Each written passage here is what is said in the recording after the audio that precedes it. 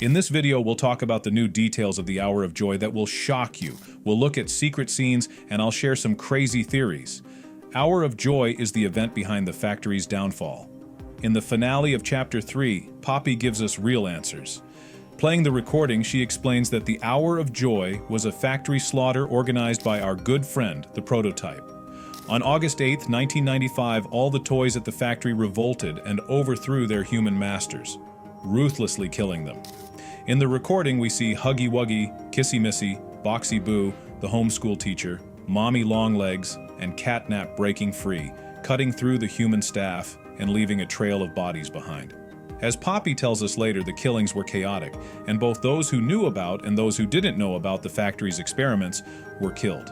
This incident led to the fall of Playtime Co., leaving the company with no choice but to close down forever, thus destroying Elliot Ludwig's legacy. Now let's talk about August 8, 1995 at 10:59 a.m. Kissy Missy was being transported to Playcare by train. Then Kissy is freed and begins to violently kill the employees. I had many thoughts about who could have set her free, but in the new secret scenes we can see that it was Poppy. She was the one who untied the ropes from Kissy's body and freed her hands. Apparently Poppy also became an ally of the Prototype, but due to her small size, she couldn't kill people on her own and decided to help Kissy. At exactly 11 a.m., the Prototype and his allies began a mass uprising against their captors. Huggy Wuggy is first shown attacking the staff in the hub, biting off their heads and presumably off-screen, killing a scientist in the final log a little later. In the new secret scenes, we can see how ruthlessly Huggy kills people. Next, Mommy Longlegs is shown tearing a person in half before grabbing a few people, lifting them up, and then dropping them from a great height onto the game station. Another water treatment employee trips, then is surrounded and devoured by a crowd of ruined critters and mini Huggies. As the critters kill him, they immediately notice a new victim. The scene transitions to a hallway at the school, where Miss Delight and her sisters are chasing a man in one of the classrooms. Then we were shown a terrifying corridor with the word "Help" written on the wall. A staff member walks down the corridor, and at that moment, Boxy Boo prepares to attack and then devours the employee. After that, Boxy Boo runs off after someone off-screen. Although an emergency notification was sent to warn the staff, almost everyone at the facility, both guilty and innocent, was killed by the toys at the factory. Later, the toys called this uprising the Hour of Joy, and the monsters remained in their original places.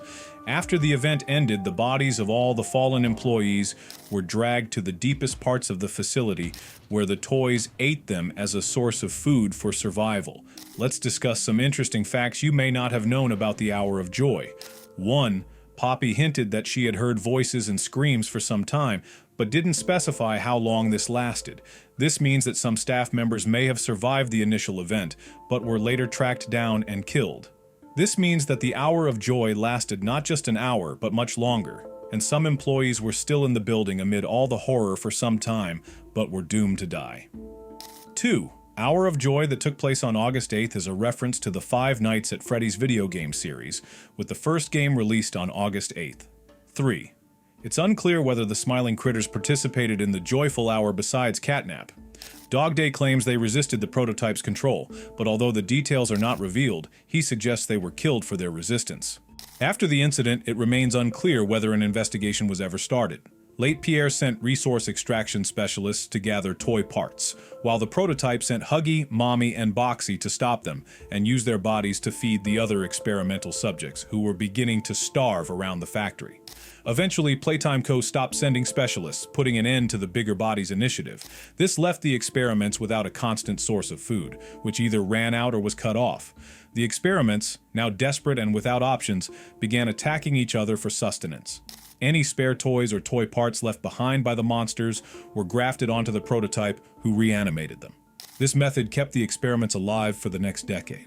The outrage from concerned citizens and the lingering questions surrounding the mysterious disappearance of the staff left Playtime Co. with no choice but to make the difficult decision to permanently close its doors.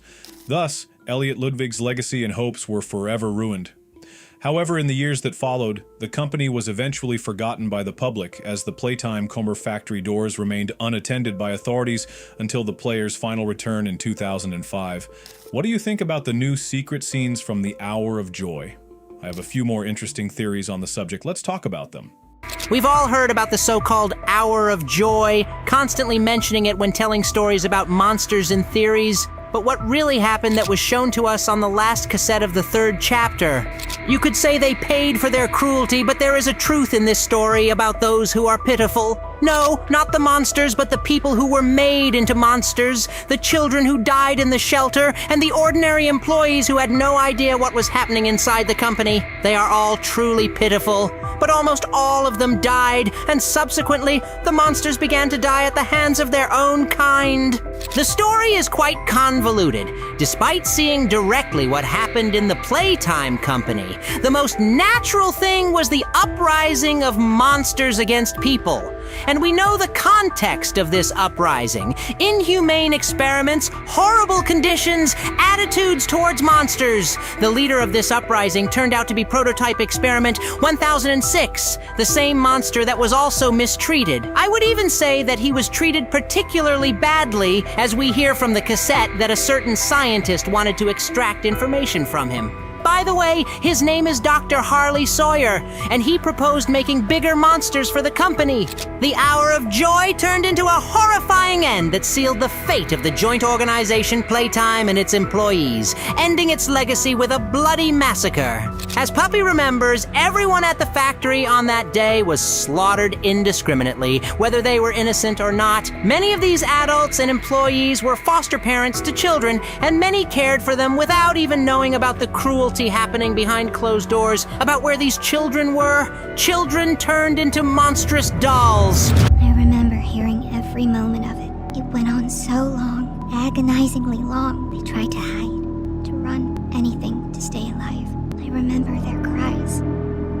What's going on? Why is this happening? What are those things?